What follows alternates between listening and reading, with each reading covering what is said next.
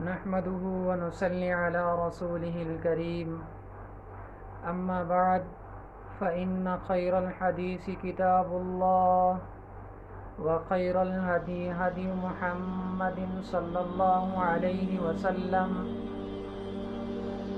وشر الأمور محدثاتها وكل محدثة بدعة وكل بدعة ضلالة وكل ضلالة في النار صدق اللہ العظیم۔ میرے واجب الاحترام دوستو، بھائیو، بزرگوں، السلام علیکم ورحمۃ اللہ وبرکاتہ۔ پیارے دوستو، امید کرتا ہوں کہ آپ تمام حضرات خیر خیریت سے ہوں گے، اور اللہ تبارک و تعالیٰ سے دعا کرتا ہوں کہ اللہ تعالیٰ میرے تمام مسلمان بھائیوں کو، بہنوں کو، بزرگوں کو اپنے حفظ و امان میں رکھے۔ پیارے دوستو، آج ایک نیا وظیفہ لے کر آپ حضرات کی خدمت میں حاضر ہوا ہوں۔ پیارے دوستو، آج کا جو عمل ہے، آج کا جو وظیفہ ہے، ان حضرات کے لیے ہے، ان بھائیوں کے لیے، ان بہنوں کے لیے ہے جو ہمیشہ کسی نہ کسی مصیبت میں پھنسے ہوئے ہیں، ہمیشہ کسی نہ کسی پریشانی میں مبتلا ہیں، ہمیشہ کوئی نہ کوئی مسئلہ ان کے لیے، پریشانی ان کے لیے بنی ہوئی ہے۔ ایسے حضرات کے لیے ایک بہت پیارا سا عمل لے کر آپ کی خدمت میں حاضر ہوا ہوں۔ آج جمعرات کا دن ہے، کل جمعۃ المبارک کا دن ہے، جو ماہ رمضان کا آخری جمعہ ہے۔ ماہ رمضان ہم سے رخصت ہو رہا ہے۔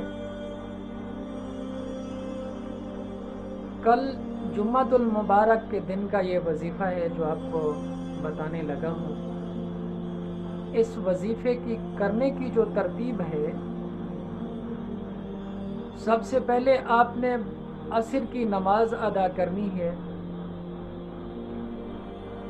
جمعۃ المبارک کے دن کی عصر کی نماز آپ نے ادا کرنی ہے۔ جب نماز سے آپ فارغ ہو جائیں، پھر اسی جگہ پر بیٹھ کر کریں تو بہتر ہے۔ اگر گھر میں آ جائیں، گھر میں کمرے میں کسی ایک جگہ کونے میں بیٹھ کر اتحیات کی شکل میں جس طرح نماز میں بیٹھتے ہیں، اسی طرح بیٹھ کر آپ نے پھر اس وظیفے کو کرنا ہے۔ 3 مرتبہ آپ نے درود ابراہیمی پڑھنا ہے، 3 مرتبہ درود ابراہیمی پڑھنا ہے، پھر 41 مرتبہ سورۃ الکوثر پڑھنی ہے۔ قرآن پاک کے آخری سپارے کے اندر یہ سورۃ کوثر ہے، آپ نے اس کو 41 مرتبہ پڑھنا ہے۔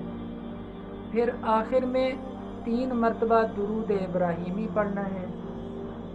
پھر اپنے لیے اللہ تبارک و تعالیٰ سے دعا مانگنی ہے۔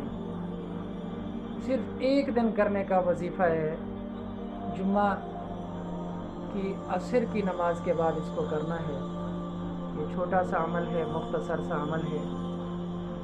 آپ یقین کے ساتھ اس کو کریں گے تو انشاءاللہ اللہ تبارک و تعالیٰ آپ کی تمام پریشانیاں دور فرما دیں گے۔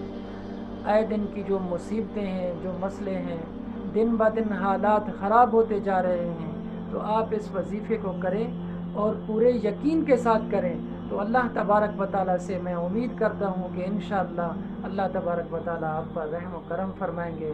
اللہ تبارک و تعالیٰ آپ تمام کی پریشانیاں دور فرمائیں۔ اللہ تعالیٰ سے دعا ہے کہ جتنا مسلمان پریشان حال ہیں، اللہ تعالیٰ ان تمام کی پریشانیاں دور فرمائے۔ اللہ تبارک و تعالیٰ سے دعا ہے کہ جتنا لوگ بیمار ہیں، اللہ تعالیٰ ان تمام کو شفائے کاملہ عاجلہ عطا فرمائے۔